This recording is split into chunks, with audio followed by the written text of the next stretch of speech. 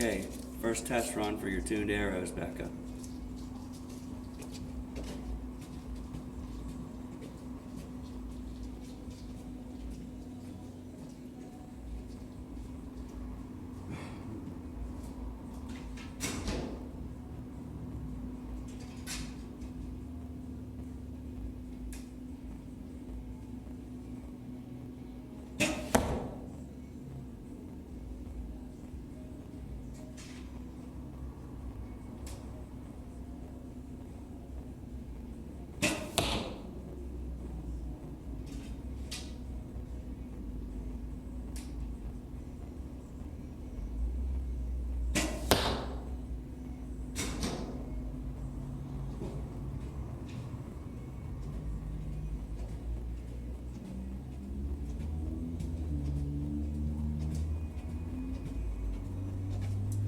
Well, it looks like we have them pretty good.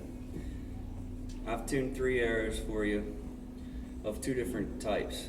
I have some gold tip and I also have some carbon express, both in carbon but with wood grain finish. These gold tip 600s are a little bit heavier than the carbon express 150s that I have done for you, but these seem to shoot a little bit better. So hopefully you can see this pretty good and I'm at the right angle. We're going to talk about your bow a little bit.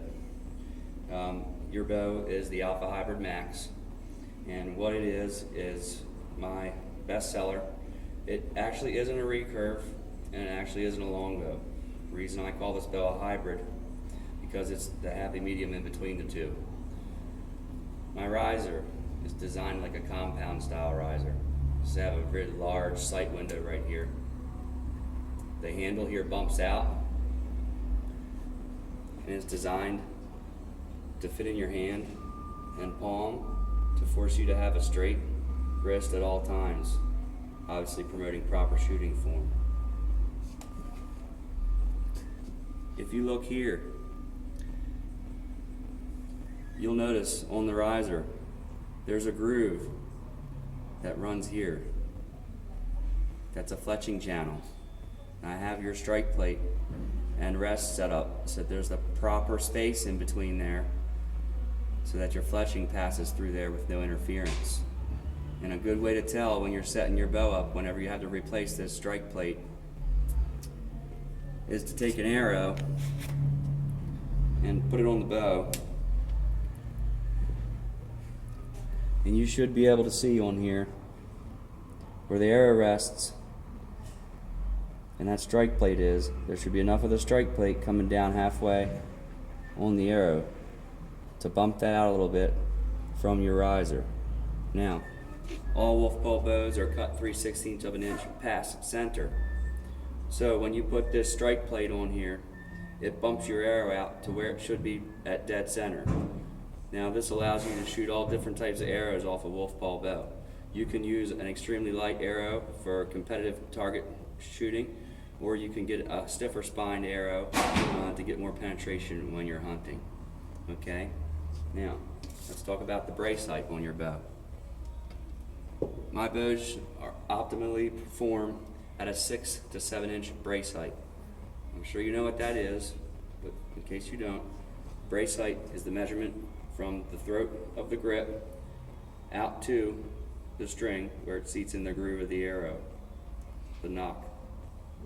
Okay, so this is right around 6 inches. It's a little low. I'm going to go ahead and twist it up here in a bit before I shoot again and make sure it's between 6.5 and 7 inches. You're going to get the less vibration at that point and proper arrow recovery. All right. Now, your bow is designed for you.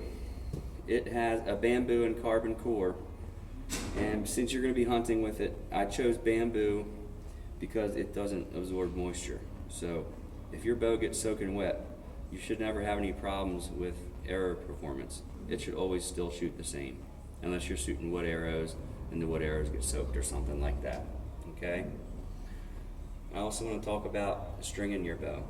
Now, you're welcome to use a recurve style stringer for this, and obviously that's the kind that the limb passes through and has the piece of rubber here that you can use to string it. You can also use the method that I use, which is a safe way to do it without twisting the limbs. And that is to put the bow in the crotch of your foot. In the sideways motion, you can use your palm. By putting pressure on here and pulling directly from the center at the handle toward you, you can release the pressure on that bow.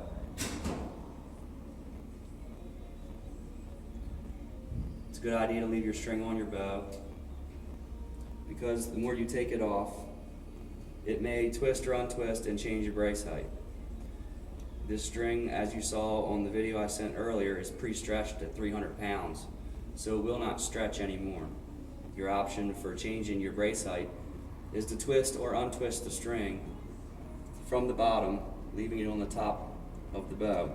So, if you needed to change the brace height, which I might as well do now, we'll just take and evenly twist this string, however much you think you need. In this case, it's only about 1/4 of an inch. You're going to hook that back on.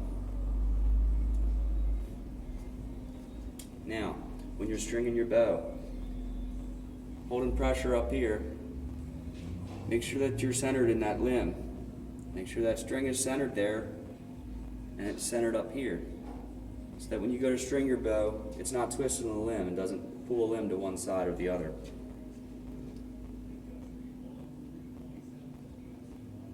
And there you have it. Okay? Now we're at about 6.5 inches, right where I want it. Okay? Now, I talk about limb twist. That's just because everybody gets nervous about it. The wolf paw bows are usually never fewer than 7 layers in the limb. This creates a lot of stability in the limb, better recovery, so on and so forth. So, they really don't twist. I've never had a limb twist before, no matter how bad people treat that bow. But it's just something to be careful of. And once you string it, then just double check to make sure your limb and string are centered with each other, which they should be. And you can tell just by looking at the bow how straight it is. Okay? Now, you can clean your bow. If it gets dirty, do whatever. You can't use any solvents or anything like that. You can use a mild detergent like Dawn or something and wipe it down with a cloth.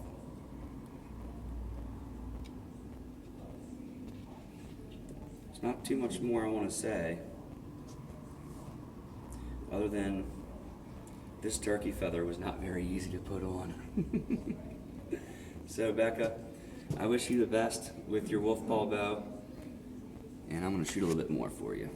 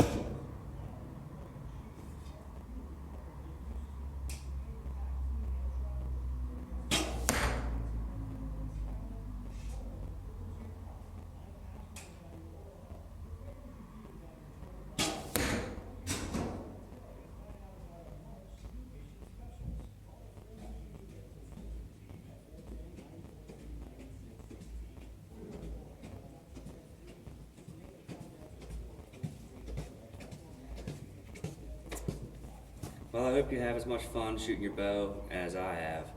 It seems to be a really snappy, nice little bow. There's hardly any stack.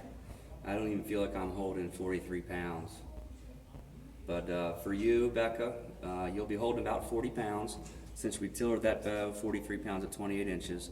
And to give you that extra little bit of pull from the bows that you're normally shooting now, which I believe you said are tillered at 40 pounds at 28 inches.